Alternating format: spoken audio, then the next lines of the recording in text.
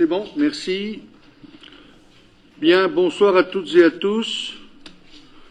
Alors, j'ai une procuration. Bon. Désignation du secrétaire de séance, Catherine Déniel. Ah. Bon, qui c'est le suivant sur la liste? Bon. Non, Emmanuel est en une procuration.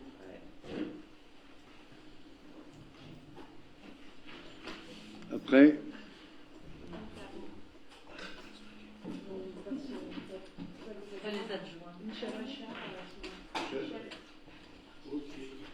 Bon, il faut lui donner le cahier, s'il vous plaît.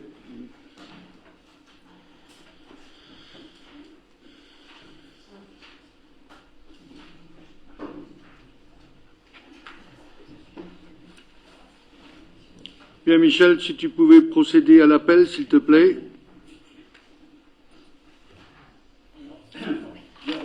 Présent. Présent.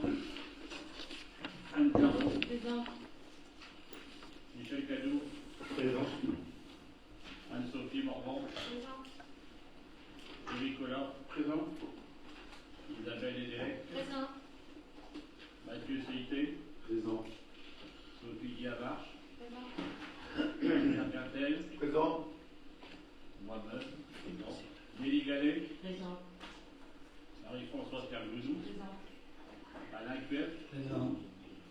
Jean-Jacques Cadalin. Présent. Pierre Évin.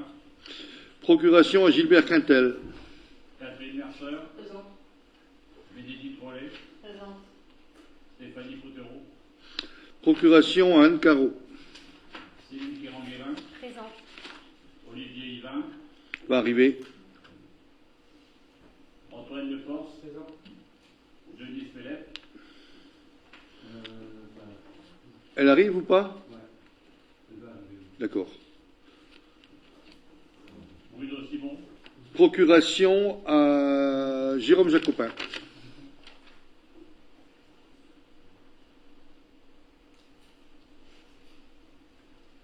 Sylvie Ravaillot. Présent. Gwenaël Kerjean. Présent. Jérôme Jacopin. Présent. Catherine Déniel. L'absence de procuration à la conflit de normalement.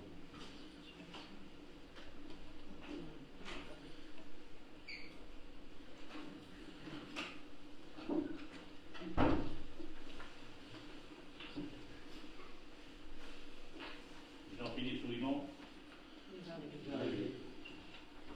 Emmanuel Lebars. Procuration à Olivier Yvain qui vient d'arriver.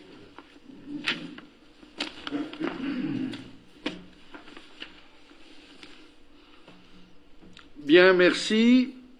On va procéder à l'approbation du procès-verbal de la séance du dernier conseil du 27 septembre, dont M. Jacopin était secrétaire.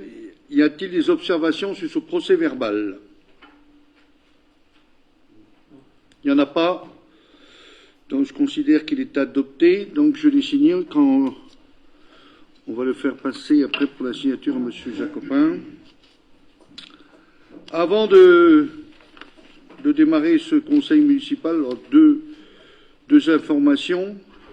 Une plutôt festive, c'est on va lancer les illuminations de Noël le 15 décembre. Tout ça, ça se met en place tranquillement. Bon, voilà, c'était juste pour vous prévenir en amont du conseil. Il y aura plein d'animations pendant cette période de fête. Donc voilà, si on aura l'occasion de retourner vers vous sur le site de la mairie ou sur conférence de presse qu'on va faire pour annoncer toutes ces animations. Deuxième point que je voulais faire avec vous, c'est que depuis le dernier conseil municipal, on a traversé une période très compliquée, notamment la tempête Ciaran. Bon, chacun l'appelle comme il veut. Je voulais juste dire que, plusieurs points. Vous avez vu les médias, vous avez vu de votre propre chef les dégâts qu'il y a eu un peu partout. Je vais me contenter de ce qu'il y a eu sur la commune de Guilers. On a été fortement impacté par cette tempête, même si aujourd'hui la communication en amont a été très bonne, de la part des médias, mais aussi de la part des autorités préfectorales, où l'on savait que l'on pouvait s'attendre à quelque chose de très violent. Et ce fut le cas. Donc, dès qu'on a su que, dès les informations, nous avons tout de suite fait le nécessaire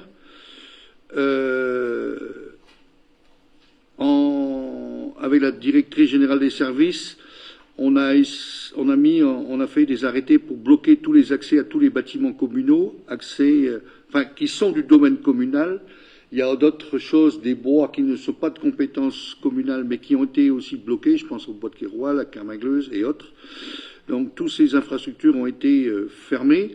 Nous avons mis en place une cellule de crise entre Gilbert Quintel, l'adjoint à la sécurité, moi-même et la DGS pour le moment le moment de la tempête. Donc, on était en permanence, en liaison. Et la tempête est passée et comme vous avez pu constater, il y a eu de nombreux dégâts. Tout de suite, nous nous sommes mobilisés dès le lendemain, les services, pour ceux qui pouvaient venir au moins à la mairie, qui pouvaient circuler, sont venus, je les remercie. D'autres ne pouvaient pas venir, donc sont venus un peu plus tard. Les services techniques se sont mobilisés pour apporter au plus vite, déblayer, pousser, tronçonner, enfin bref, tout ce qu'on a pu faire. Une cellule de crise, bien sûr, était actionnée en relation avec la métropole, où il y a une cellule de crise qui était créée aussi, et le département, sous l'autorité du préfet, où il y avait une cellule de crise permanente, permanente, puisqu'on pouvait les joindre, et il y avait une visio tous les soirs, à quelle heure, Marianne? 17, 18 heures, je ne sais plus, 18 heures, où tous les élus étaient conviés pour exprimer un peu tous les problèmes qu'ils rencontraient sur le terrain. Bon, ce qui s'est passé sur la commune de Guilers, j'ai toute une liste de bâtiments qui ont été touchés, mais franchement, la commune, les bâtiments communaux n'ont pas été vraiment impactés, si ce n'est que des faîtières, des tuiles, des ardoises, des tôles qui se sont décollées. Bon, vraiment, il y a eu bien sûr des dégâts, mais pas comme on aurait pu imaginer, surtout que Guilers est sur un plateau et très exposé. Par contre, au niveau des bois, des arbres, on a eu énormément de dégâts. Je parle là encore que de la commune. Le bois de Kéroual, je vous dis pas. C'est une catastrophe. Le bois de Kermagleuse, c'est pareil, ils ont été très impactés. Enfin, tous nos parcs, le parc Stervinou, le complexe du Ballard, on a eu beaucoup d'arbres arrachés, déracinés, ou alors des arbres cassés avec des branches qui restent en hauteur. Enfin, bref. Donc le site de Pinfel, le site Stervinou, le complexe du Ballard ont été vraiment impactés par cette tempête. Bon, au-delà du bois, quand un arbre tombe, bien évidemment, il y a toujours quelque chose en dessous. On a à déplorer, donc personne ne peut ne pas avoir vu, parce qu'elle a tourné en boucle à la télévision pendant plusieurs jours. C'est la maison de Pinfel, d'un jeune couple qui a été en partie écrasée une partie de la maison a été écrasée par un arbre du voisinage.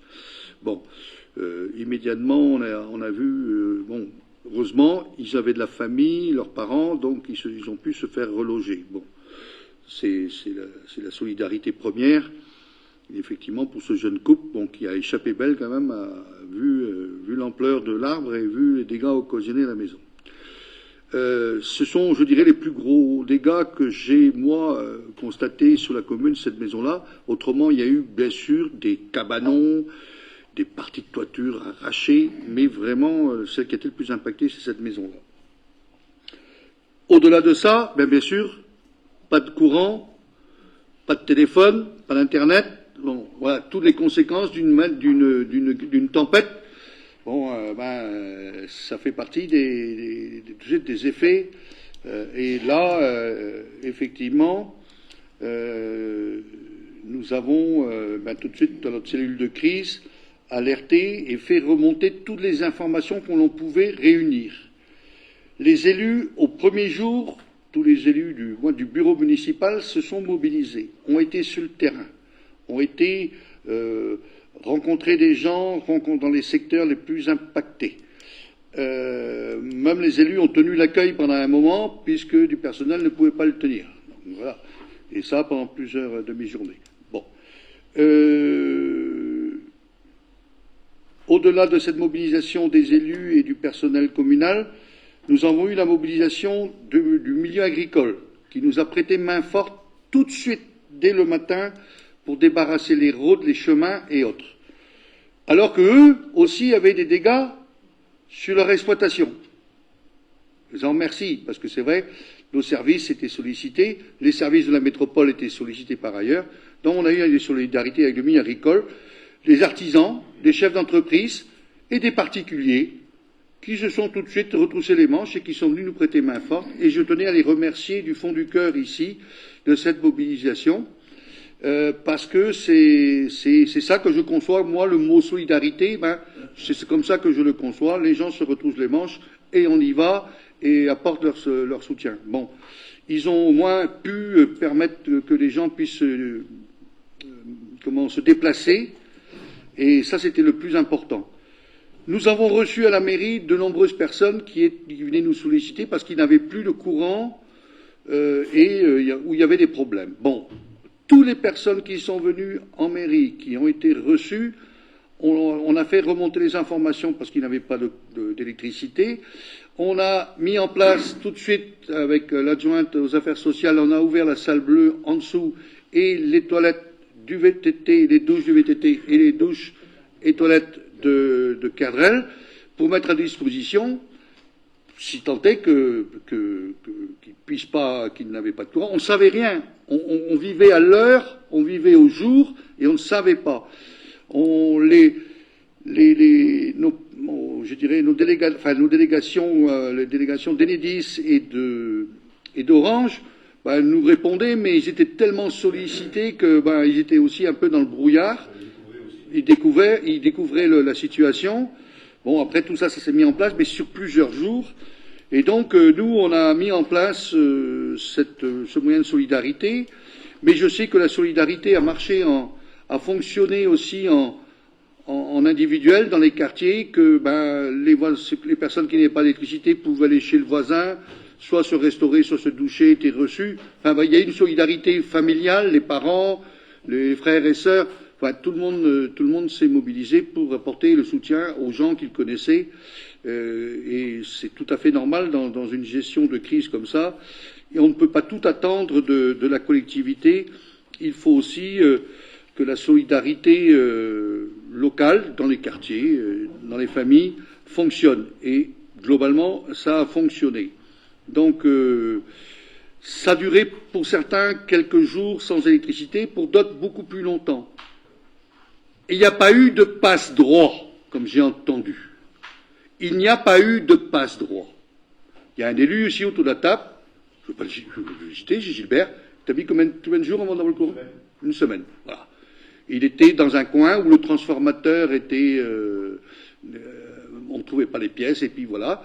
Le collège Sainte-Marie, et pourtant, c'est pas Dieu si on n'a pas insisté pour que le collège puisse réouvrir. Le palier bio, qui a souffert énormément aussi. Il y a quelques personnes, bon voilà, et des gens isolés, qui ont été impactés, qui ont été impactés plus longtemps, bon, pour des raisons qui ne sont pas notre fait, que ce soit la Toussaint ou que ce soit les jours fériés, nos élus étaient sur le terrain. Et je les remercie pour gérer les équipes, pour que les équipes puissent venir se restaurer ici au chaud dans la salle bleue. Enfin bref, la mobilisation a été sans faille au niveau des élus, et je trouve ça très bien. Et je les remercie encore parce que les équipes changeaient constamment. On avait beau remonter par l'intermédiaire de la DGS toutes les informations que l'on pouvait à Enedis, à à Orange. Bon, ouais, là aussi, leur gestion de crise peut encore s'améliorer. Et je dirais, quand je dis peut encore s'améliorer, je suis gentil. Là, il y a du boulot à faire. Donc, bon, après, il y a eu mobilisation des autres départements, mobilisation des gens de partout qui sont venus donner un coup de main. Mais quand les gens ne connaissent pas, c'est vrai que c'était pas facile. J'ai parlé du mot solidarité tout à l'heure. On a été insulté, j'ai été insulté sur les réseaux sociaux par des gens, je vais le dire, j'appelle ça, moi, des abrutis. Des gens qui croient qu'on ne faisait rien, qui pensent qu'on restait les mains dans les poches, qu'on faisait des passe-droits, parce que ça a été dit, qu'on donnait privilège à d'autres structures pour intervenir ailleurs et puis pour les laisser pour compte. On n'a laissé personne pour compte. On a fait notre travail. Après les structures, moi je suis pas électricien, je suis pas monteur de ligne, je suis pas dans la communication. Laissons les gens compétents faire leur métier. Il faut rappeler qu'il y a un mec d'Enedis qui s'est fait, qui est mort électrocuté en faisant des réparations après la tempête, qui est mort à Pont-Aven. On ne peut pas faire n'importe quoi. Et les gens, ils pensent quand le câble est par terre, il n'y a juste qu'à le remonter, et puis on y va. Non, c'est pas comme ça que ça se passe. Nous, on doit être là pour essayer d'aiguiller, et après, toutes les mesures de sécurité, ce sont à eux de prendre ils ont des protocoles, il faut les respecter. Ces gens-là qui nous ont critiqués, je pense que le mot solidarité, ils ne savent pas ce que c'est. Ou ils devaient être bien seuls. Ça veut dire qu'ils n'ont pas d'amis, ces gens-là. Parce que s'ils avaient eu des amis, ils n'auraient pas eu de problème. Il y a eu un couac. Oui, il y a eu un couac. Et je vais l'admettre, il y a eu un couac. La salle bleue a été fermée un peu plus tôt un soir. Elle a été ouverte. Hein, on laissait ouvert pour que les gens puissent, en toute liberté, profiter de nos infrastructures. Elle a été fermée un peu plus tôt et ces gens-là, soi-disant, sont arrivés et ils ont trouvé la porte close. C'est vrai. C'est une erreur, mais c'est passé une fois. Mais de là à se faire insulter et à se faire critiquer comme on a été critiqué, je trouve ça, pas pour moi, hein, moi ça me passe dessus, hein, je vous le dis, franchement c'est des abrutis. Mais toutes les personnes qui se mobilisaient, dans les élus, dans les agents municipaux, je parle de la DGS qui tous les jours, il y a de quoi péter les plombs, hein. Mais je comprends parce qu'il y a beaucoup de gens qui travaillent dans l'administration, qui surveillaient la tempête, qui ont été obligés à un moment parce qu'ils pétaient les plombs, ils ont été obligés de prendre un peu de recul. Mais il y avait de quoi. Donc on a fait notre travail dans cette gestion de crise. On peut toujours faire mieux, hein. On peut toujours faire mieux, mais je pense que ce qui a été fait mérite d'être souligné et je félicite tous ceux qui se sont engagés, qui sont manifestés, qui se sont engagés et qui ont travaillé pour que Guilherme retrouve le plus rapidement possible, je dirais, une vie normale. Alors après, effectivement, on a eu des dégâts, mais ça fera partie d'autres, beaucoup de dégâts dans le niveau forestier, surtout. Mais c'est comme ça, et voilà, et on n'est pas les seuls. Donc, c'est quelque chose que je voulais dire en amont du conseil municipal. J'espère que c'est la dernière fois qu'on connaît une crise, parce qu'on a connu la crise du Covid, qui était beaucoup plus longue, mais cette crise-là, je peux vous dire qu'il faut aussi la vivre pour savoir que c'est pas simple. Ceci dit, je dis franchement, heureusement que ça s'est passé la nuit. Et aujourd'hui, on était prévenus. On pouvait dire à heure par heure, on était informés que sur les moyens, enfin sur les catastrophes, à quel niveau elles se situaient. Bon, voilà. D'autres ont eu beaucoup plus de dégâts, mais c'est comme ça. Chacun porte sa croix dans ce moment-là. Mais je voulais tenir un peu ce point avant de démarrer le conseil municipal. Voilà, s'il n'y a pas d'éléments complémentaires, s'il n'y a pas d'observation, je passe tout de suite au premier point de l'ordre du jour. Anne, pour le compte rendu de la délégation au maire. Le conseil municipal est informé des décisions et des arrêtés pris dans le cadre de la délégation générale du conseil municipal au maire. Article L. 2122-22 du Code général des collectivités territoriales, délibération numéro 2022-51 du 7 juillet 2022, à savoir décision numéro 2023-09-1 Autorisation de mandats spéciaux que les membres du conseil municipal peuvent être amenés à exercer dans le cadre de leurs fonctions, ainsi que le remboursement des frais afférents prévus à l'article L. 2123-18 du présent code, article L. 2122-22-31. Le 105e congrès des maires a eu lieu les mardis 21, mercredi 22 et jeudi 23 novembre 2023. Ce congrès permettant d'échanger sur les problématiques, il convient que M. Pierre Augor, maire, Mme Anne-Sophie Morvan, Mme Isabelle Nédélec, Mme Sophie Guiavache, M. Antoine Leporce représentent la commune lors de cette manifestation. Et c'était en date du 26 septembre 2023. Décision numéro 2023-10-1, passation d'un accord cadre à bon de commande avec la société Blacher Illumination pour la livraison et la fourniture en location d'illumination de Noël. Cet accord cadre d'une durée ferme de 3 ans à compter du 15 octobre 2023 est passé sans montant minimum annuel de commande et avec un montant maximum annuel de commande de 11 500 € hors taxe. Et c'est en date du 13 octobre 2023. La décision numéro 2023-11-1, passation d'un marché public de travaux avec la société Alpaga de Guipava pour la sécurisation du site du fort de Pinfel suite à la tempête Chiaron, marché passé sans publicité ni mise en concurrence préalable, conformément aux dispositions de l'article R 2122-1 du Code de la commande publique, montant total hors taxe du marché 89 590 €. C'était en date du 7 novembre 2023. Merci Anne. Donc voilà, c'était le compte rendu de la délégation au maire. Il n'y a pas de vote là-dessus. Il y a des questions? Il n'y en a pas. Je continue. Toujours une information, c'est le rapport eau et assainissement.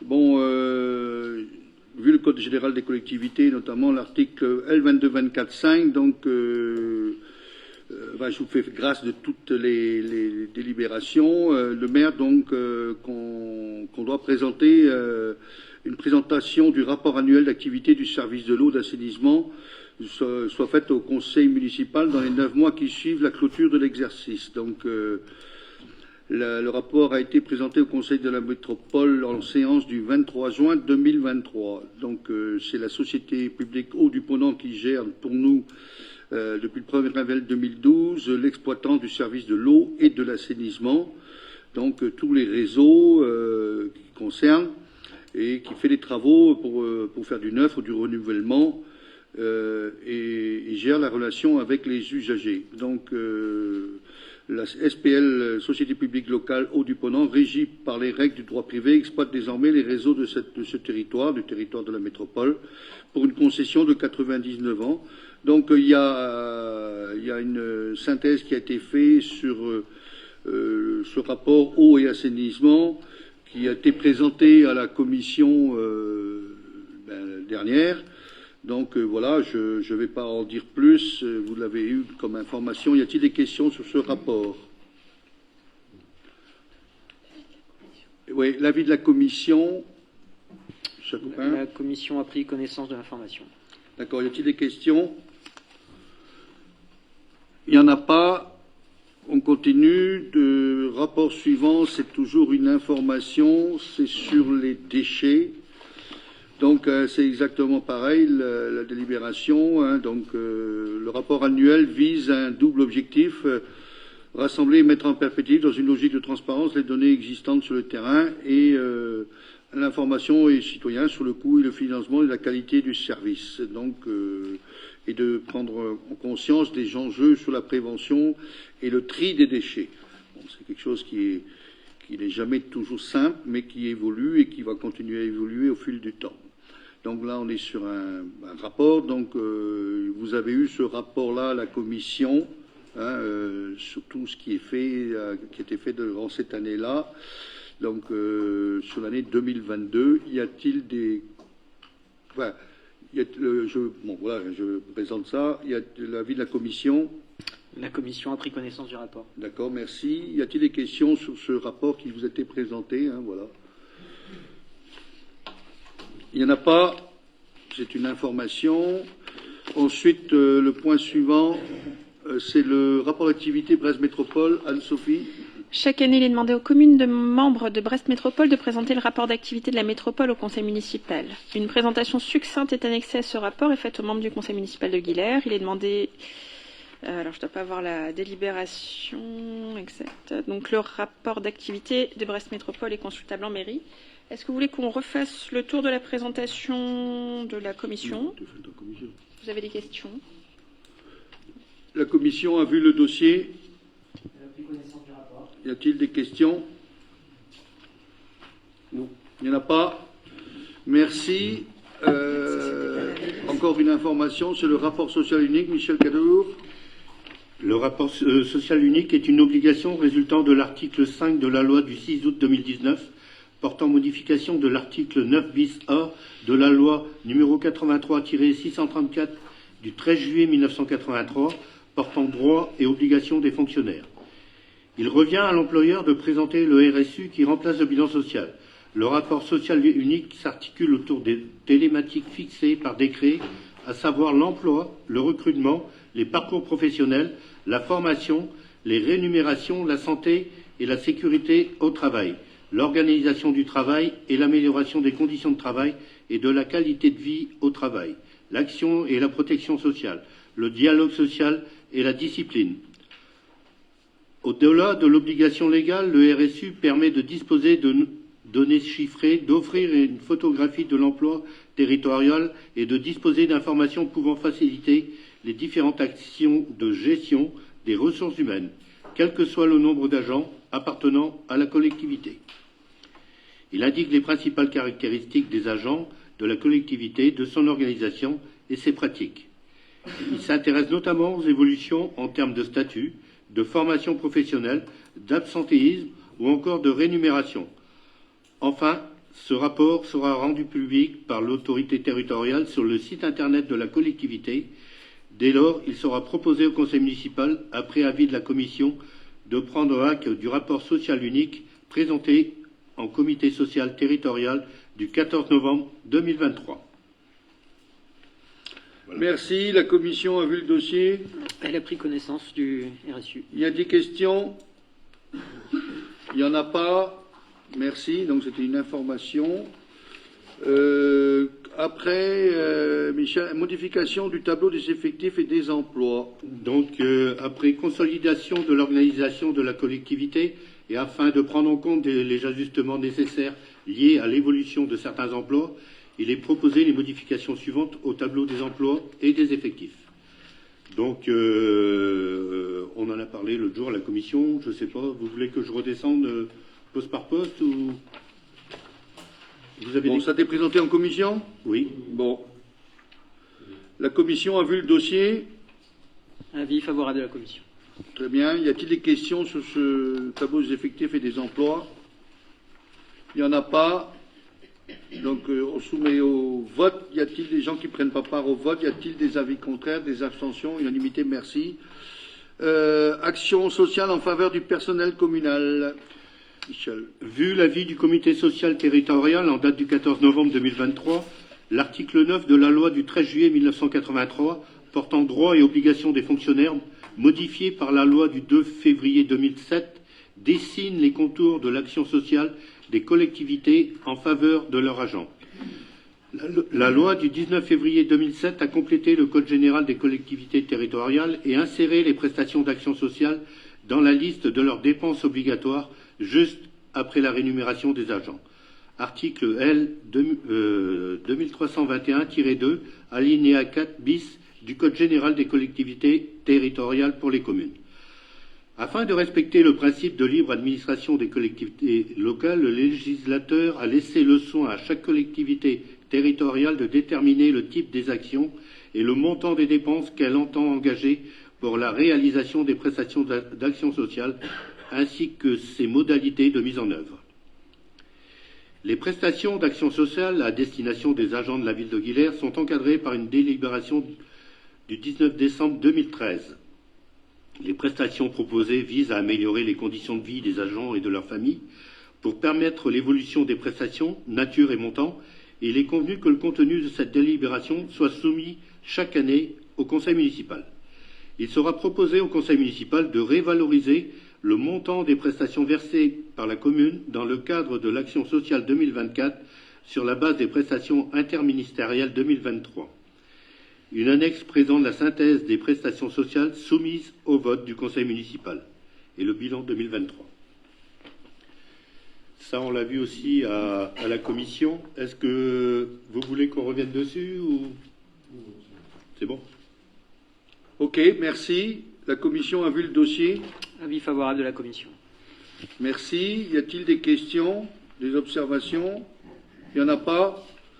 Soumet au vote. Y a-t-il des gens qui ne prennent pas part au vote? Des avis contraires, des abstentions? Unanimité, merci. On continue. Mise en place de la prime. C'est ça, de la prime du perte de pouvoir d'achat exceptionnelle. Là, il y a, je sais pas, 2 pages. Je vais passer sur le paragraphe du haut. On en a parlé l'autre jour à la commission. Donc, les bénéficiaires et conditions d'attribution de cette prime-là. La présente prime est attribuée aux agents fonctionnaires, titulaires et stagiaires, ainsi qu'aux agents contractuels de droit public, sous réserve de remplir les conditions cumulatives ci-dessous. Avoir été nommé ou recruté à une date d'effet antérieure au 1er janvier 2023. Avoir perçu une rémunération brute inférieure ou égale à 39 000 € au titre de la période courant du 1er juillet 2022 au 30 juin 2023. Être employé et rémunéré par un employeur public au 30 juin 2023. La rémunération brute prise en compte est celle perçue au titre de la période courant du 1er juillet 2022 au 30 juin 2023, déduction faite de la prime de garantie individuelle de pouvoir d'achat et de la rémunération issue des heures supplémentaires défiscalisées. La détermination du montant, les montants pouvant être alloués varient en fonction de la rémunération de l'agent sur la période de référence, dans la limite du plafond prévu pour chaque niveau de rémunération défini et dans la limite du montant maximum prévu dans le décret du 31 octobre 2023. Il appartient à l'organe délibérant de la collectivité de déterminer le montant de la prime. Donc, il y a le tableau qui suit, là. Je ne vais pas vous le revenir dessus. Donc, je passe à la suite. Vas-y. Le montant de la prime est réduit à proportion de la quotité de travail et de la durée d'emploi sur la période courante du 1er juillet 2022 au 30 juin 2023. Cette prime est soumise aux cotisations et contributions sociales ainsi qu'à l'impôt sur le revenu. Lorsque l'agent n'a pas été employé et rémunéré pendant la totalité de la période du 1er juillet 2022 au 30 juin 2023, le montant de la rémunération brute est divisé par le nombre de mois rémunérés sur cette même période, puis multiplié par 12 pour déterminer la rémunération brute. Lorsque plusieurs employeurs publics ont successivement employé et rémunéré l'agent au cours de la période du 1er juin 2022 au 30 juin 2023, la rémunération prise en compte est celle versée par l'employeur qui emploie et rémunère l'agent au 30 juin 2023, corrigée si besoin pour correspondre à une année pleine. Les conditions de versement. Cette prime est versée par l'employeur public qui emploie et rémunère l'agent au 30 juin 2023. Lorsque plusieurs employeurs publics emploient et rémunèrent l'agent au 30 juin 2023, la prime est versée par chacun d'entre eux. Cette prime est versée en une seule fraction avant le 30 juin 2024, selon le calendrier ci-dessous. Donc, c'est, comme je viens de le préciser, c'est un seul versement à 80% et elle sera versée en janvier 2024. La prime de pouvoir d'achat exceptionnelle n'est pas reconductible. Les conditions de cumul, cette prime est cumulable avec toute autre prime et indemnité perçue par l'agent, à l'exception de la prime de pouvoir d'achat exceptionnelle pour certains agents publics civils de la fonction publique de l'État et de la fonction hospitalière, ainsi que pour les militaires. L'attribution individuelle. L'attribution de la prime exceptionnelle à chaque agent fait l'objet d'un arrêt individuel conformément aux modalités d'attribution définies par la présente délibération. Après avoir délibéré, il est proposé au conseil municipal que la prime de pouvoir d'achat exceptionnelle sera versée aux agents remplissant les conditions réglementaires et selon les modalités ci-dessous. Donc, c'est toujours le même tableau, donc avec les montants exacts qui ont été mis dans les colonnes, et de prévoir les crédits correspondant au budget. Voilà. La commission a vu le dossier. Avis favorable de la commission. Merci. Y a-t-il des questions, des observations? Oui. Allez-y. Monsieur le maire, mesdames et messieurs les conseillers, nous avons interpellé la majorité en plénière la semaine dernière pour connaître la teneur des échanges avec les représentations syndicales. Il nous a été répondu, je cite, que le dispositif a été débattu en CST avec les représentants du personnel et que ceux-ci sont très contents de la proposition de la prime de pouvoir d'achat à hauteur de 80%. Le rapport du CST, comme à l'accoutumée, ne nous ayant pas été transmis, nous nous reposons sur vos propos. Cette proposition sera bénéfique au pouvoir d'achat des agents municipaux et constitue un geste de reconnaissance pour leur investissement à 100% au service des administrés, notamment pendant la période Covid et plus récemment, vous l'avez dit, monsieur le maire, après la tempête Ciarán. Nous votons pour cette mesure. Ok, d'autres interventions, d'autres questionnements? Oui, nous avons bien évidemment rencontré le personnel. Le personnel avait été rencontré, si je ne me trompe pas, c'était en milieu d'année dans un premier temps. Et on évoquait déjà, il y avait déjà dans les tuyaux cette prime de perte de pouvoir d'achat, mais les décrets ont tardé à sortir. Donc on n'avait que des briefs, des morceaux, et on a évoqué ça rapidement en réunion des maires de la métropole, un vendredi, après le bureau communautaire. Tout le monde disait, on réfléchit, mais comme on n'a pas les décrets, on n'a pas plus d'informations à vous donner. Le lundi, on découvre vendredi, le lundi, on découvre que la métropole, la ville de Brest avait pris position pour les agents. Donc, c'est quand même bizarre du vendredi. Le week-end a dû être salutaire pour prendre des décisions. Bon, il y a eu plusieurs propositions, sachant très bien que c'est une perte de prime de pouvoir d'achat, mais qu'à travers ça, nous avons beaucoup de choses en dehors. Tout à l'heure, on a passé le comité, l'œuvre sociale pour les personnels. Il y a des choses qui sont mises en place sur la commune. Voilà. La discussion a abouti à 80%. Le personnel, les organisations représentatives du personnel ont donné leur accord. Et nous n'avons pas à transmettre le rapport unique, le rapport du CST, qu'est-ce que je dis, le rapport du CST en conseil municipal. Nous avons à transmettre l'avis du CST, et l'avis du CST est favorable. Moi, je me conforme à la loi. Je suis pas... Il y a plein de choses qui sont dites dans ces réunions-là. C'est la discussion qu'on a, et donc ça a été discuté avec eux. Voilà, il y a des élus ici qui sont présents au CST. Voilà, il n'y a pas eu de souci, et c'était un accord. Et puis en plus, ils ont rencontré tout le personnel. Oui, ils ont demandé à rencontrer, à prendre un peu de recul. Ils ont rencontré tout le personnel de la collectivité avant de prendre d'acquiescer ou pas. Bon, voilà, ils sont revenus, on a fait un CST exceptionnel et puis ils ont donné leur accord. Voilà. Moi, je trouve ça très bien, puisque la concertation a été faite avec tous les personnes démocratiques. Voilà. Donc ils en sont très satisfaits, c'est ça? Moi, ce que je vais vous dire, ils ont donné leur accord, qu'ils étaient contents d'avoir la prime, et que c'est vrai que, pour certains, si on avait pu le faire plus tôt, je ne vous cache pas, si on avait pu le faire plus tôt, mais c'est pas de mon fait à moi. Si on avait pu le faire 2 mois plus tôt, quand les décrets étaient sortis, tous les agents avaient leur prime là, pour les fêtes de fin d'année. Malheureusement, conseil municipal aujourd'hui, avec toute la procédure de mise en place et de contrôle de légalité, alors, on peut la verser en 2 fois. On pouvait la verser, là maintenant c'était janvier et juin. J'étais parti pour ça, j'ai dit on va l'étaler sur deux exercices.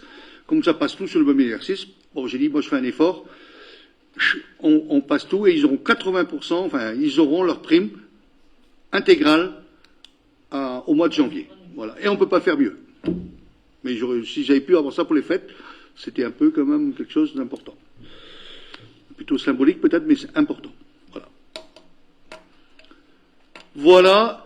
Donc, s'il n'y a pas d'autres questions, je soumets au vote. Y a-t-il des gens qui ne prennent pas part au vote? Des avis contraires, des abstentions? Unanimité, merci. Convention Brest Métropole pour les médiathèques. Thierry. Renouvellement de la convention de la coopération avec Brest Métropole. Il s'avère que la convention qui cadre notre coopération arrive à échéance en décembre 2023.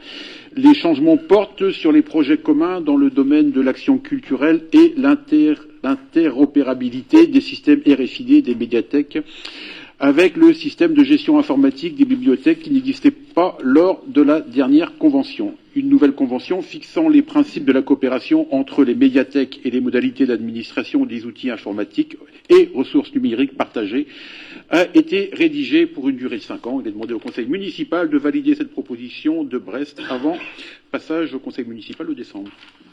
Merci. La Commission a vu le dossier. Avis favorable de la Commission. Très bien, merci. Il y a des questions? Il n'y en a pas. Je soumets au vote. Il y a des gens qui ne prennent pas part au vote. Y a-t-il des avis contraires, des abstentions? Unanimité, merci. Toujours Thierry. Règlement de mise en commun des moyens du réseau Pass Média. Oui, alors même esprit, renouvellement du règlement de mise en commun de moyens. Il s'avère que le règlement de mise en commun de moyens arrive à échéance en décembre 2023. Les changements portent sur les projets communs dans les domaines de l'action culturelle et l'interopérabilité des systèmes informatiques avec le système de gestion informatique des bibliothèques, un nouveau règlement de mise en commun de moyens entre les villes et les coopérations pour l'acquisition et la maintenance d'outils informatiques et de ressources numériques partagées a été rédigé pour une durée de 5 ans. Il est demandé, voilà. Merci. La Commission a vu le dossier. Avis favorable de la Commission. D'accord. Y a-t-il des questions? Il n'y en a pas. Je soumets au vote. Y a-t-il des gens qui ne prennent pas part au vote? Des avis contraires, des abstentions? Unanimité, merci. Le point suivant, c'est moi qui le présente. Cession du terrain rue de Pénarroit. Donc, la commune de Guilher est propriétaire d'un terrain cadastré en section BI numéro 368. Donc, la partie sud-ouest de cette parcelle forme un terrain nu qui n'est pas affecté à l'usage direct du public. A été déclassé dans le domaine public par une délibération du conseil municipal du 27 septembre 2023. Cette emprise est délimitée au nord-ouest par la voie d'accès au site de Pénarroit, au nord-est par le terrain du Boulodrome et à l'est par un talus arboré. Et au sud-ouest par la limite droite de la parcelle cadastrée B194. Elle est classée en zone UP et UC de Pénarroit au plan local d'urbanisme. La SCI Brewen, dont le siège social se situe 1 rue Guy de Maupassant à Brest, souhaite aménager à cette emprise un complexe sportif et activités annexes, comprenant notamment un terrain de padel, terrain de squash et une offre de restauration. En conséquence, il a envisagé de céder à la SCI Brewen, entrepreneur privé, un terrain d'une contenance de 3823 m² environ, détaché de la parcelle B1 368, conformément au projet de division en cours de réalisation par un cabinet d'architectes experts Urbatim. Le service du domaine a été consulté. Le prix de cession à la SCI Brewen est fixé à 172 035 €. Les frais de notaire et de géomètre liés à cette transaction seront supportés par la SCI Brewen. Donc, il est proposé au conseil municipal d'autoriser la cession à la société. La surface est indiquée tout à l'heure et pour le prix indiqué. Donc, avec tout ce qui concerne et de m'autoriser à signer les pièces nécessaires pour la transaction. La Commission a vu le dossier. Oui, 17 pour, 7 abstentions. Avis favorable de la Commission. D'accord. Y a-t-il des questions? S'il vous plaît. Oui.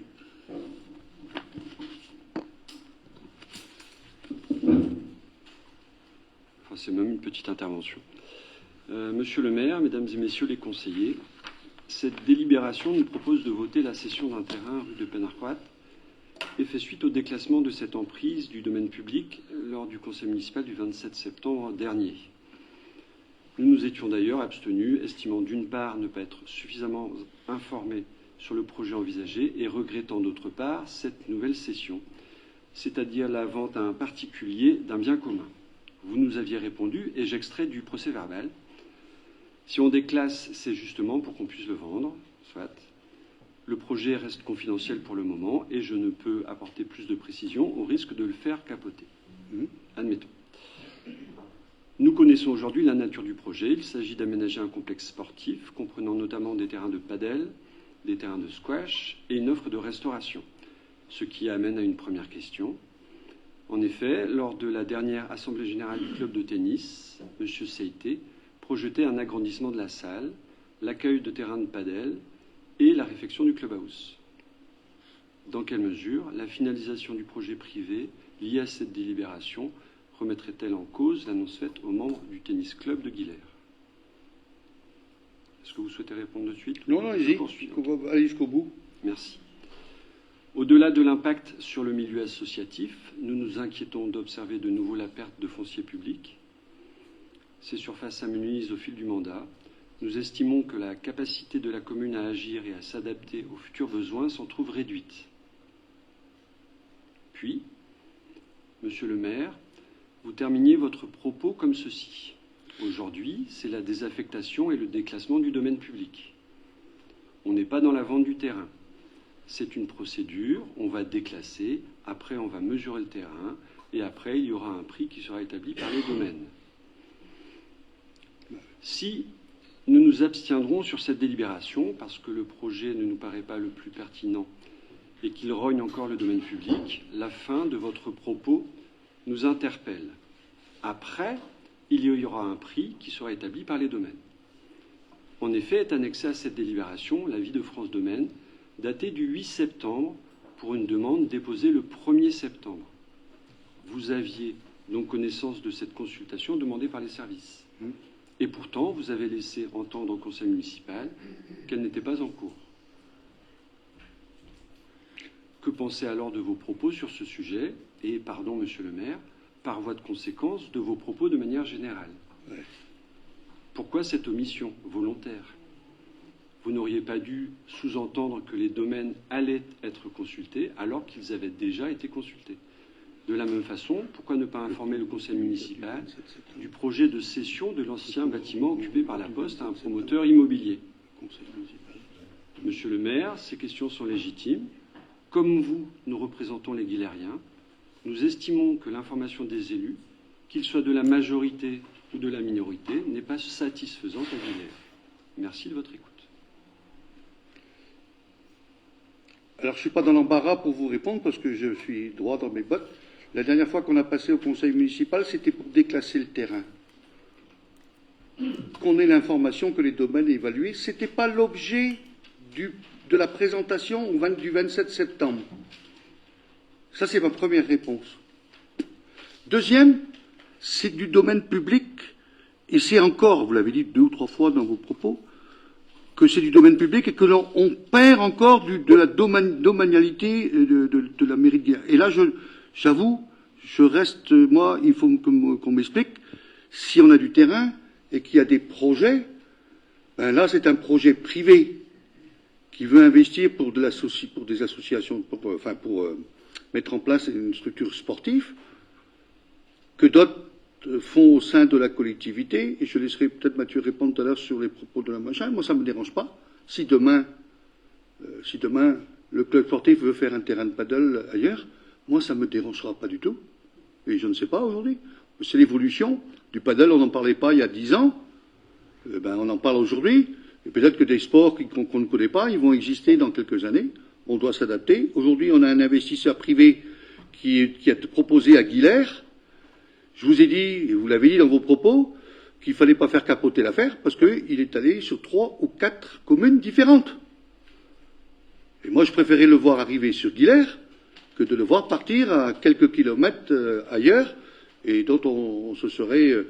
Aujourd'hui, dans des négociations comme ça, il faut être prudent, il faut être prudent, et donc on ne peut pas tout dire et ni faire quoi que ce soit, et annoncer, et je sais très bien comment ça se passe, on annonce un petit morceau, c'est déformé, amplifié, surtout quand on est dans les affaires comme ça, il faut être très prudent. Donc, moi, sur ce dossier-là, je reste droit dans mes bottes. On avait mis 3000 m², ça avait été évalué à 3000 m², je crois, au dernier conseil municipal. C'était une approximation. Aujourd'hui, nous sommes à 3823 m², puisque nous avons fait venir donc, je pouvais pas, franchement, je pouvais pas être plus... Mais on déclassait un terrain. Voilà. On déclassait un terrain pour qu'on puisse le vendre. Moi, je suis dans la procédure. Ou alors, je suis pas dans la procédure, madame la directrice, il faut me tirer les oreilles, mais aujourd'hui, je suis dans la procédure. Non, je dis ça en déconnant. Donc voilà, j'ai fait les choses comme vous savez. Même si je savais le prix, c'était surtout pas suivre l'évaluation de domaine. C'était sûrement pas au dernier conseil municipal du 27 septembre qu'il fallait que j'annonce le prix. C'est pas pour cacher les choses, c'est tout simplement parce que même si le terrain était déclassé, on n'a rien signé du tout. Donc aujourd'hui, vous m'autorisez à faire la procédure. Et c'est ce qu'attend aujourd'hui l'investisseur. Voilà. Donc là-dessus, je suis très clair. Oui. Alors, concernant la demande par rapport à l'Assemblée Générale du Tennis, déjà, c'était pas l'Assemblée Générale du Tennis.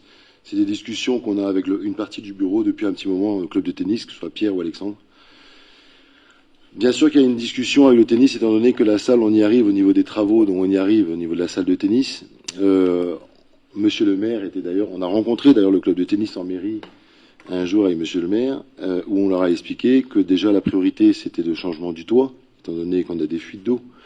Et d'ailleurs la preuve c'est que cette semaine c'était encore compliqué, et un aménagement possible d'un nouveau clubhouse pour personnes à mobilité réduite avec des vestiaires style Pinfeld.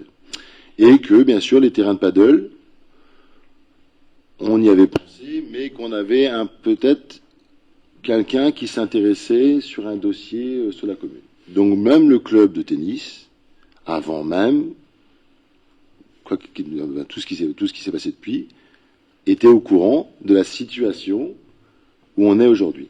La seule chose que j'ai promis au tennis par rapport au terrain de paddle, c'est vrai, comme dit monsieur le maire, on sait pas, il y aura peut-être des terrains de paddle communaux plus tard. Une chose est sûre, c'est que la salle, déjà pour le club de tennis, joue en région. L'équipe première joue en région. Je pense que déjà la priorité c'est de faire un toit étanche. Donc les travaux vont être mis au budget du mois de mars pour la salle de tennis. Ben, je pense que ça va être un décidé, mais c'est une priorité avec un aménagement de vestiaire. C'est ce qui a été dit au président et au bureau du tennis club de Teguillère. Voilà, je peux pas dire plus. Ensuite, la discussion qu'il y a eu avec la société qui va investir sur la commune, qui est quand même une somme qui va avoisiner les 1,5 million d'euros.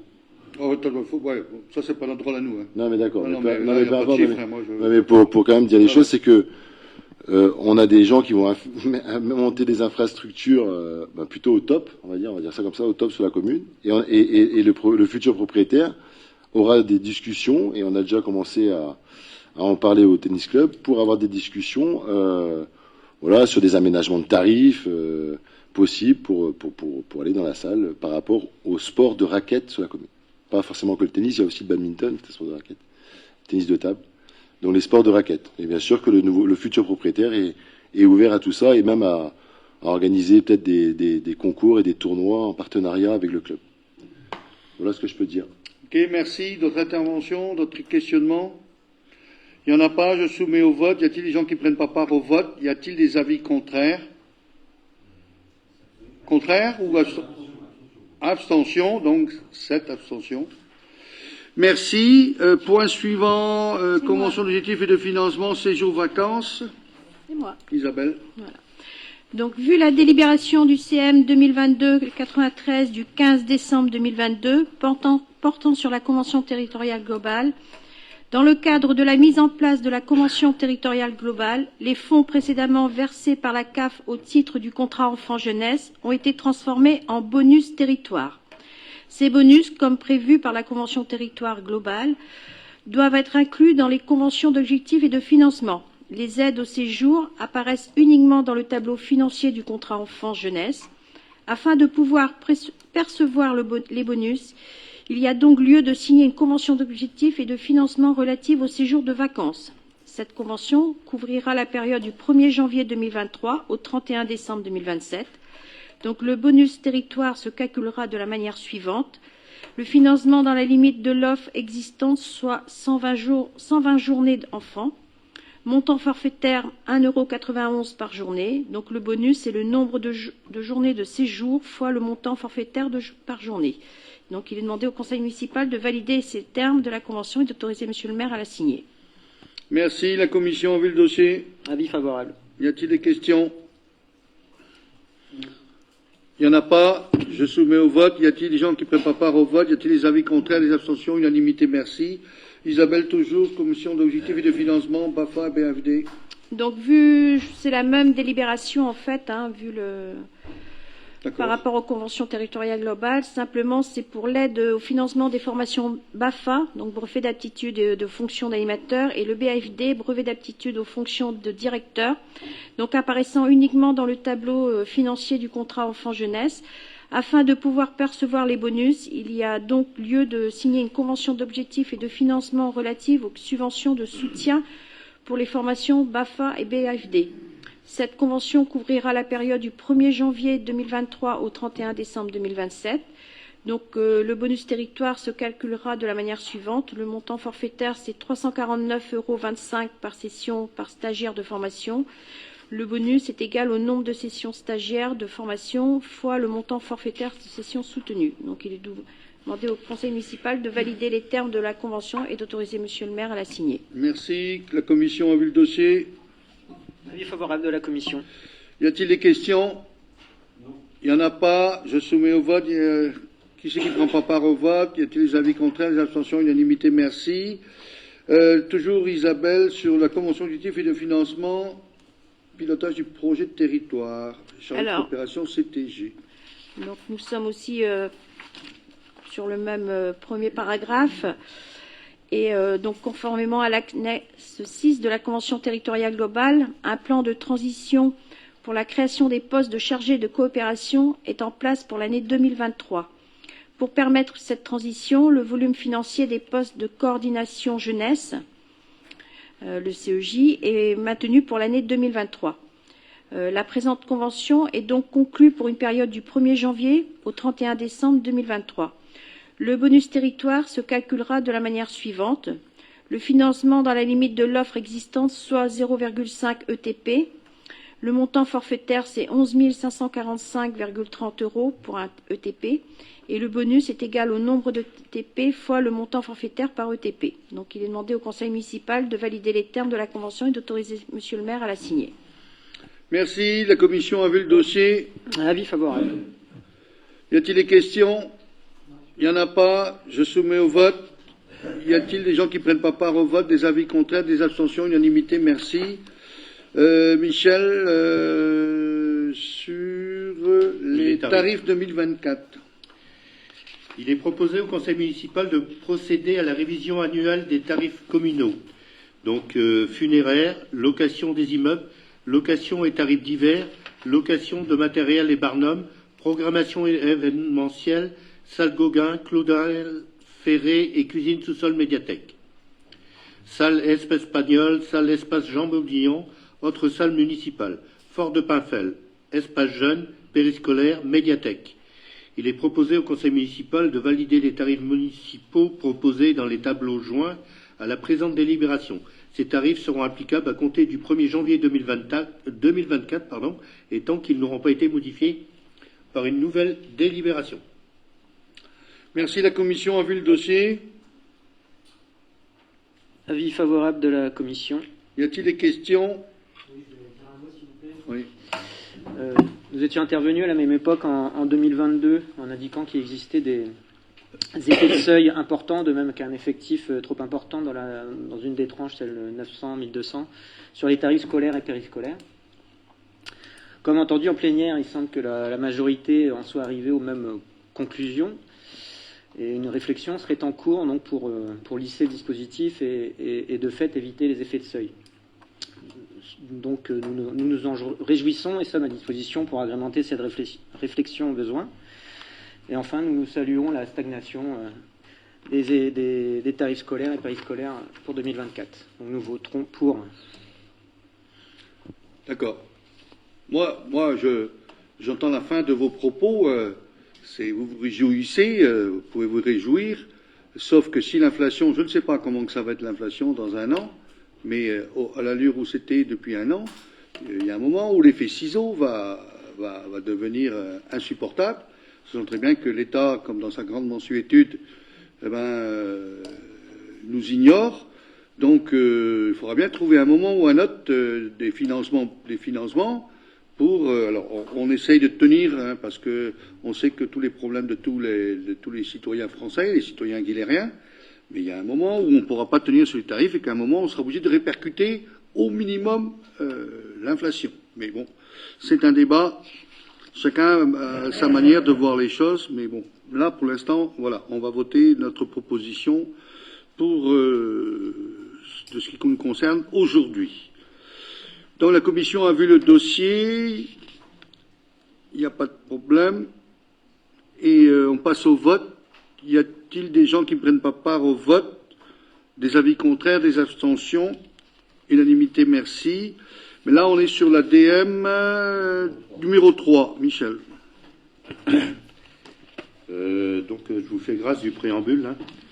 Lors de la séance du 15 mars 2023, le Conseil municipal a adopté le budget primitif pour un montant total en dépenses et en recettes de 10 241 024 € et 71 centimes au titre du seul budget principal.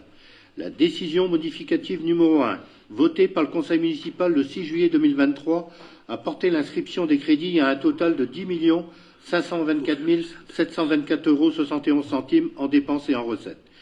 La décision modificative numéro 2, votée par le Conseil municipal le 27 septembre 2023, a porté l'inscription des crédits à un total de 10 778 424 € et 71 centimes en dépenses et en recettes. Une nouvelle modification du budget principal doit intervenir afin de prendre en compte un certain nombre de modifications en dépenses et en recettes, tant en fonctionnement qu'en investissement. Tout mouvement budgétaire confondu, cette décision modificative numéro 3 va porter l'inscription des crédits à un total de 10 548 424 € et 71 centimes en dépenses et en recettes. Les mouvements de crédit du budget principal sont détaillés ci-après. Donc, on démarre par la section de fonctionnement. Après décision modificative, le total de la section de fonctionnement est inchangé et s'équilibre donc en dépenses et en recettes à la somme de 7 364 612 € 83 centimes. Les dépenses de fonctionnement sont modifiées comme suit.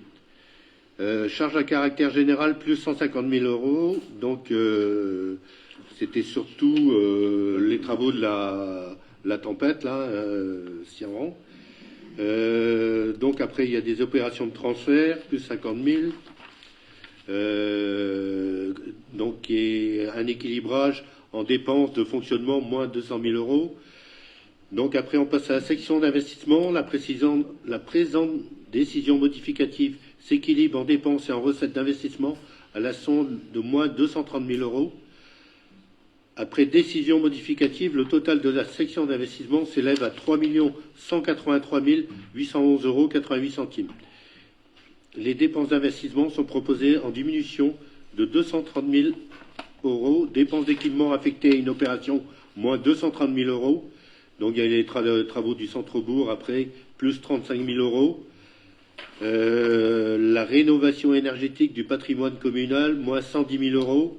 La restructuration du restaurant scolaire de Châteaubriand, moins 155 000 €. Donc, et les recettes d'investissement sont proposées en diminution de 230 000 €. Donc, il y a eu des subventions d'investissement pour Saint-Albert, 60 000 €. Donc, en moins des emprunts et dettes assimilées, moins 140 000. Virement de la section de fonctionnement, moins 200 000 €.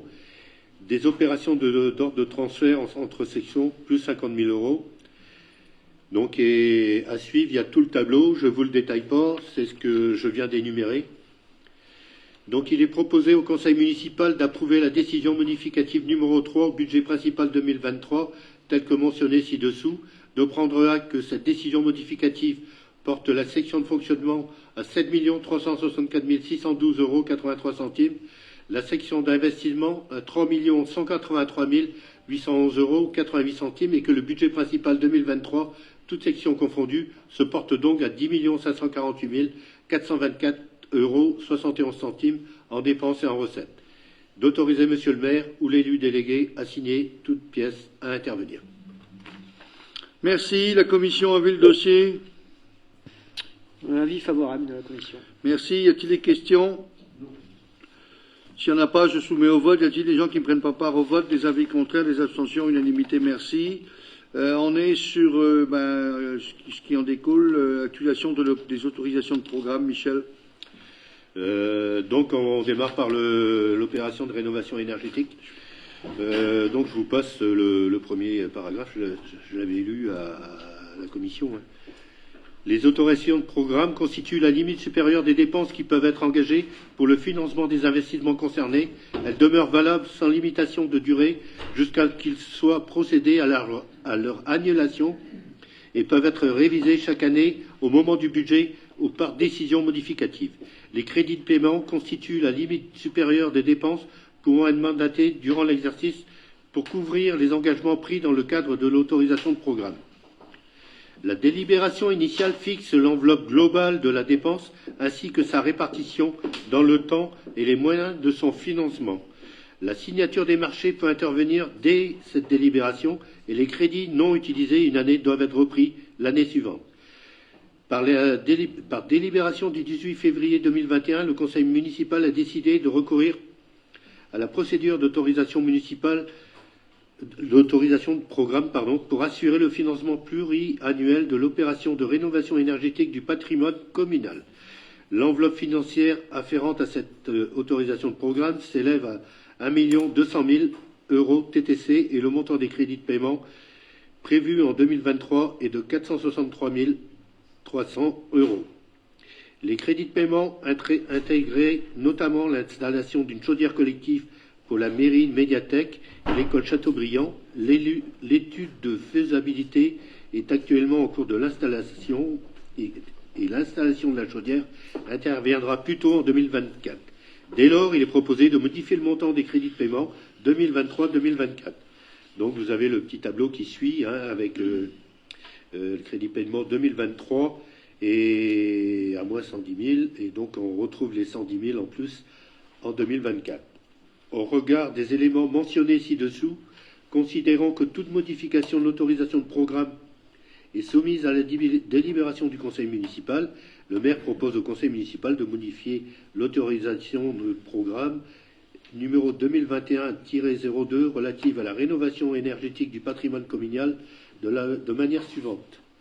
Donc vous avez tout le tableau qui est en dessous, là, je ne reviens pas dessus. Il sera proposé au conseil municipal d'approuver la modification de l'autorisation de programme numéro 2021-02 telle que présentée ci-dessous, d'autoriser le maire ou son représentant à engager les dépenses relatives à cette opération à hauteur de l'autorisation de programme et mandater les dépenses afférentes, de préciser que les crédits de paiement de 2023 sont inscrits au budget primitif 2023 sur l'opération concernée. Merci. Y a-t-il la commission a vu le dossier? Oui, avis favorable de la commission. Merci. Y a-t-il des questions? Il n'y en a pas. Ok. Je soumets au vote. Y a-t-il des gens qui ne prennent pas part au vote? Y a-t-il des avis contraires, des abstentions? Merci. Deuxième point, toujours pour le restaurant scolaire Chateaubriand. Donc, je vous passe sur tout le haut, là. Je vous parle juste des chiffres. La répartition des crédits de paiement sera modifiée comme suit. Donc, moins 155 000 € en 2023. Et donc, on se retrouve avec plus 155 000 en 2024. Et donc, toute la formule. C'est un truc d'écriture. Voilà. C'est la même formule. Voilà. OK. La commission a vu le dossier.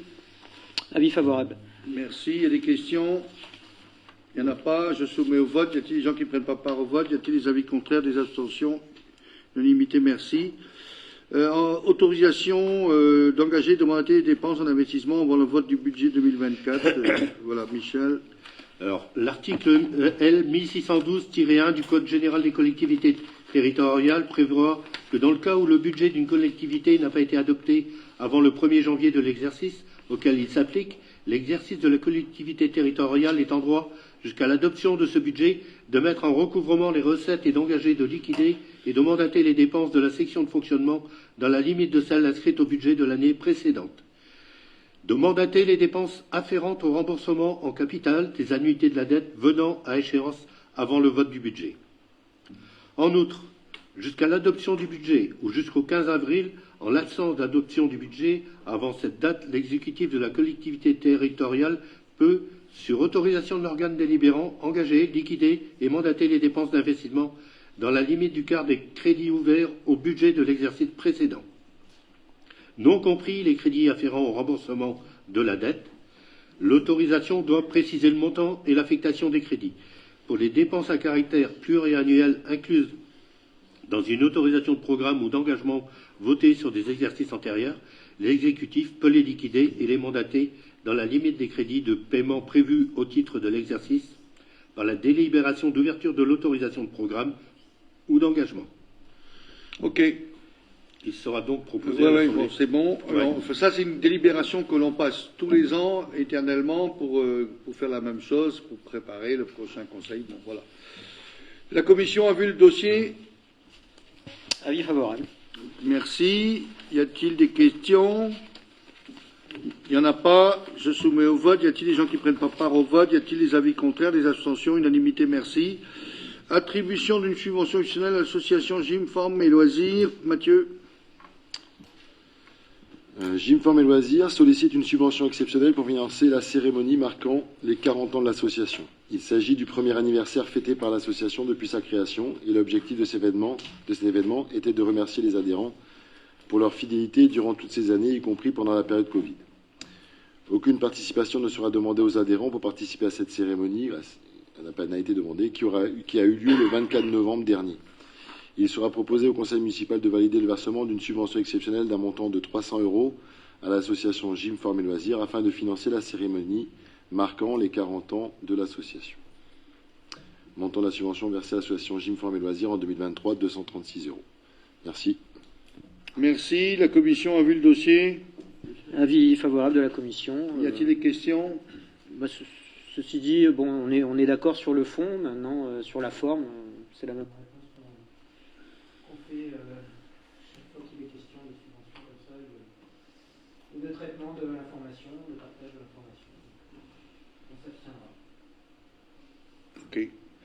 D'autres questions, d'autres interventions? Il n'y en a pas. Je soumets au vote. Y a-t-il des gens qui ne prennent pas part au vote? Y a-t-il des avis contraires? Des abstentions? 7. OK, merci. Le point suivant, Mathieu, c'est le règlement d'attribution des subventions municipales. Nouveau règlement. La ville de Guilher souhaite encourager et valoriser les initiatives associatives d'intérêt général. Ainsi, chaque année, la ville de Guilher attribue aux associations déclarées, qu'elles soient sportives, culturelles ou autres, des subventions de fonctionnement contribuant au développement de leur activité et à leur financement global. Des subventions exceptionnelles destinées à la réalisation d'une action ou d'un projet particulier, ainsi que des avantages en nature.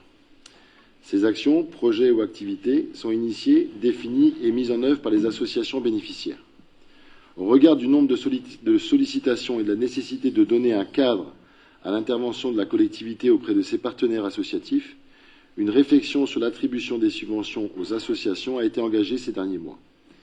Cette réflexion a abouti à la rédaction d'un règlement d'attribution des subventions, lequel présente les aspects déontologiques, méthodologiques et le détail des critères.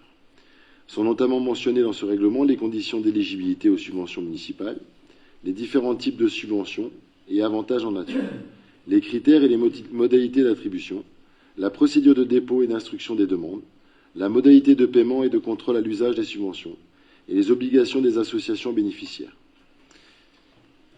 Il sera proposé au conseil municipal de bien vouloir adopter le règlement d'attribution des subventions municipales aux associations, lequel est annexé à la précédente délibération.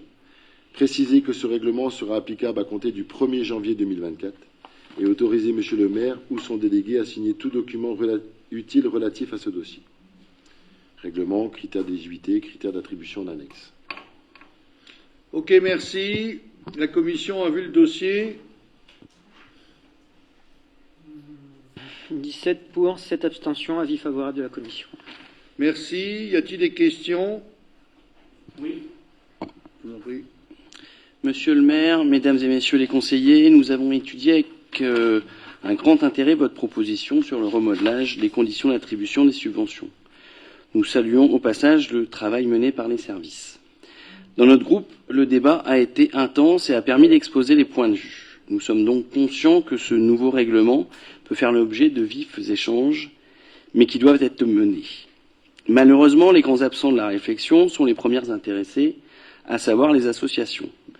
Leur implication en amont du débat municipal aurait permis d'éviter des incohérences, de possibles écueils ou d'éventuelles situations conflictuelles. Nous ne pouvons que déplorer ce choix. L'argument évoqué en commission, cela aurait pris trop de temps, ne nous convainc pas. Quant à l'article 6 et le flou laissé autour des subventions exceptionnelles et des modalités d'attribution, il nous laisse perplexes pour certains, voire ne convainc pas du tout pour d'autres. Enfin, nous avons relevé le fait, lors des précédents conseils municipaux, que depuis une dizaine d'années, le montant global dédié aux subventions stagnait malgré l'inflation. Nous avons bien entendu en commission que le but du changement de dispositif n'est pas de baisser ce montant, mais malgré tout, d'après vos estimations, il va baisser. Autre question, autre intervention? Il n'y en a pas? Vas-y, Mathieu. Alors je vais dire un petit texte aussi, mais c'est surtout que je vais répondre après à la question comme quoi ça va baisser. Monsieur le maire, mesdames et messieurs les conseillers municipaux, nous sommes tous convaincus autour de cette table de l'importance du monde associatif dans notre commune, que ce soit dans les domaines sportifs, culturels ou sociaux. Ces associations jouent un rôle essentiel et déterminant dans la vie de notre commune en contribuant à la dynamique sociale, à l'épanouissement de nos concitoyens et la promotion des valeurs collectives. Il est donc primordial pour la commune de Guilière de continuer à les soutenir de manière concrète. Cependant, il est également essentiel de veiller à ce que l'attribution des subventions aux associations se fasse de manière juste, équitable et efficace. Permettez-moi de clarifier dès le départ que notre objectif n'est pas de diminuer l'enveloppe globale des subventions dédiées aux associations, mais plutôt de revoir les critères et le processus d'attribution de ces subventions. C'est pourquoi nous proposons cette nouvelle approche dans l'attribution des subventions. Cette approche se base sur 3 principes: simplicité, efficacité et équité. En ce qui concerne la simplicité, il est primordial de simplifier les démarches administratives pour les associations. Les dossiers de demande de subvention seront allégés en se concentrant sur les informations essentielles, permettant ainsi aux associations de se consacrer pleinement à leurs activités. En termes d'efficacité, il sera important de renforcer la communication entre les associations afin d'assurer un suivi régulier des projets et de faciliter l'obtention des subventions. D'ailleurs, un calendrier sera mis en place auprès de toutes les associations pour leur expliquer les évolutions et les accompagner dans ces changements. Enfin, en ce qui concerne l'équité, il est indispensable que les critères d'évaluation soient clairs et transparents et objectifs pour l'attribution des subventions. La refonte de l'attribution des subventions est le fruit d'un travail important de préparation, d'écoute et de prise en compte des besoins et des attentes des associations. Je tiens à remercier François Leroy pour son efficacité et son esprit de synthèse lors de ce travail de préparatoire. Dans le cadre de ce projet, nous avons également pris le temps de rencontrer deux membres de l'opposition ou de la minorité afin de recueillir leur avis et leurs suggestions. Ces échanges ont été constructifs et ces conseils municipaux semblaient favorables à notre proposition de refonte. Je vous remercie de votre attention et je suis ouvert donc aux questions. Merci. Concernant donc par rapport au budget, parce que c'est vrai que quand on lit comme ça, et j'étais sûr d'avoir la question que ça paraissait baisser, par rapport à l'éligibilité des associations, sauf que la subvention pour des événements, c'est ce que j'ai dit, le budget global aux associations sera maintenu, voire augmenté. Sauf que au-delà d'être tout mis dans la subvention de fonctionnement, une subvention de fonctionnement est là pour faire fonctionner une association. Mais les subventions pour des événements exceptionnels, avant on mettait ça dans les subventions exceptionnelles. Ça va devenir des subventions pour des événements exceptionnels sur la commune. La partie du budget qui n'était pas dans les subventions de fonctionnement sera mise dans ce critère-là et donc sera décidé en commission. Et comme ça, on y aura du débat sur les subventions pour des événements exceptionnels sur la commune. Merci de votre écoute. Merci. Autre questionnement, intervention? Il n'y en a pas. Je soumets au vote. Y a-t-il des gens qui... Oui. S'il vous plaît.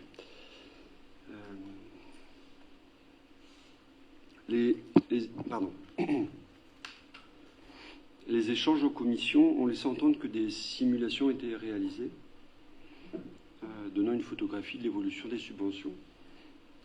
Cependant, elles ne balaient pas toutes les situations possibles.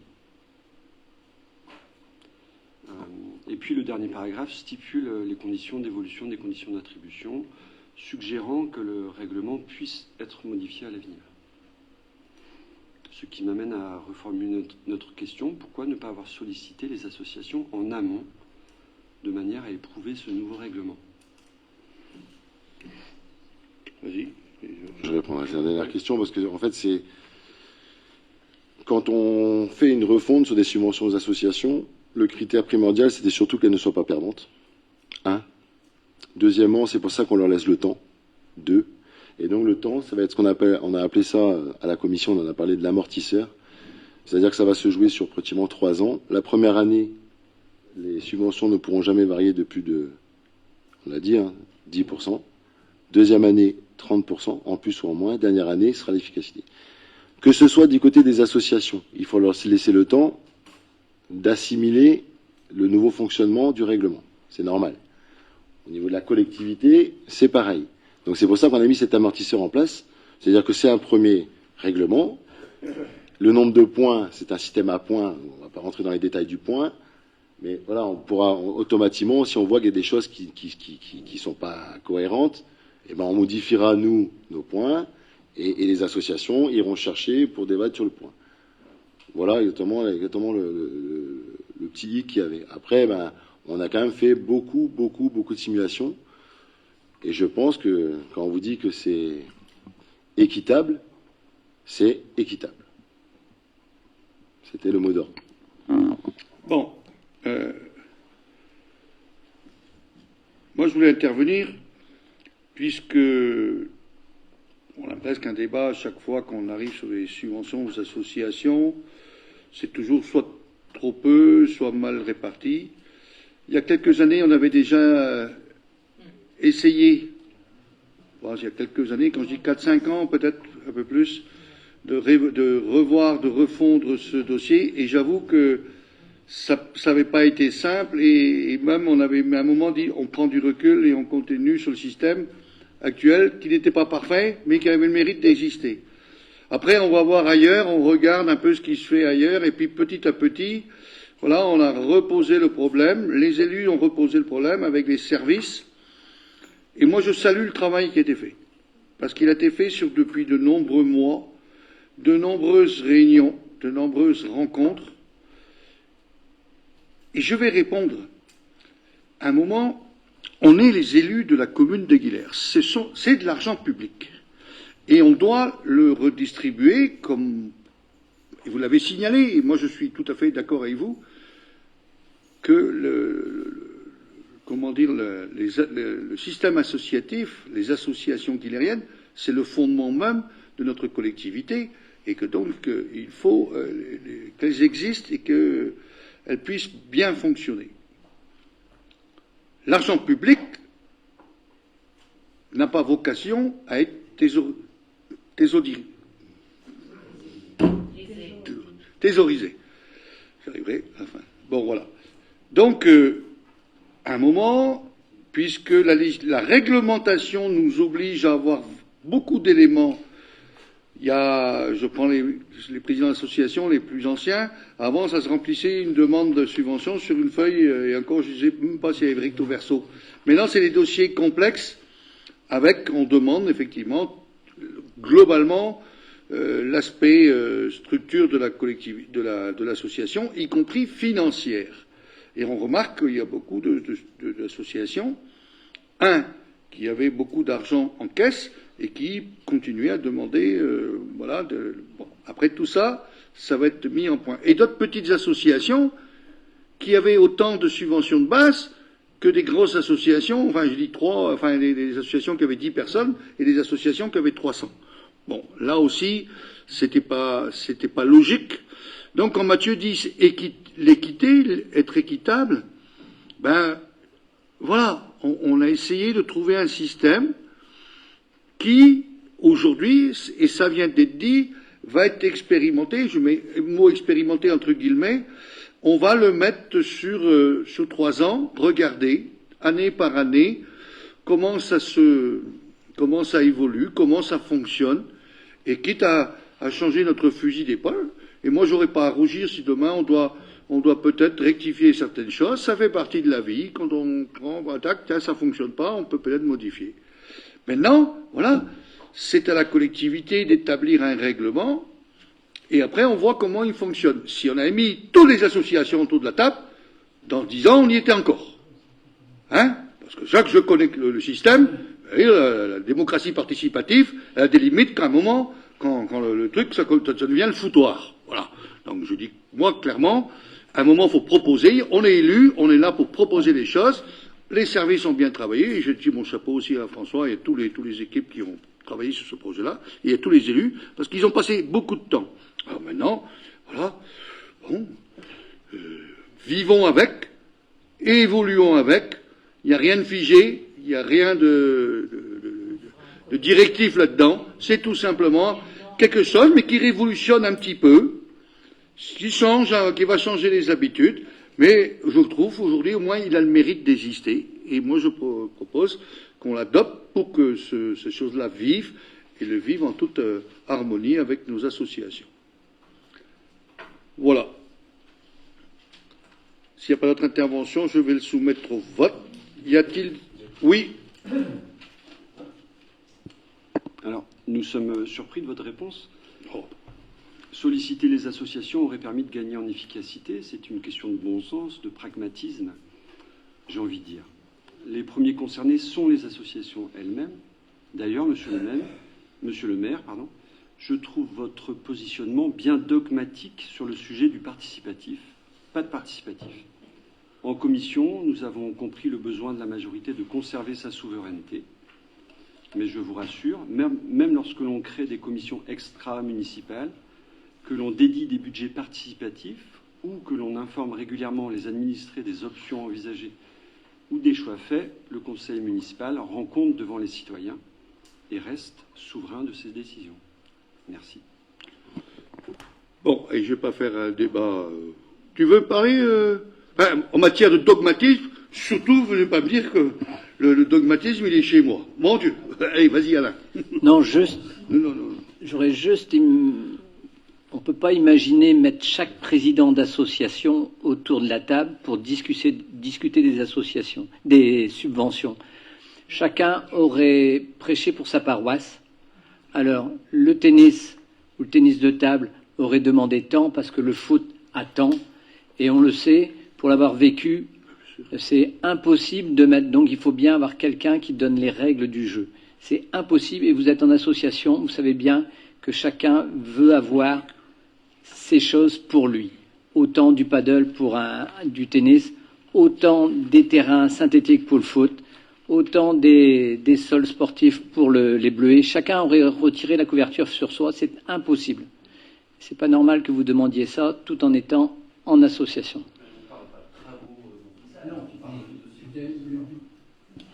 On ne parle pas de travaux dans une salle, on parle de se mettre en accord sur un dossier de subvention. Je donnais l'exemple des travaux, mais chacun retire sur son... Tout le monde aurait voulu avoir le plus gros budget pour faire fonctionner son association. Oui, mais là, on parle du dossier de subvention, on ne parle pas des... Ok. Allez. On va passer au vote. Y a-t-il des gens qui ne prennent pas part au vote? Y a-t-il des avis contraires? Des abstentions? 7. Ok. Merci. Y a-t-il des questions diverses?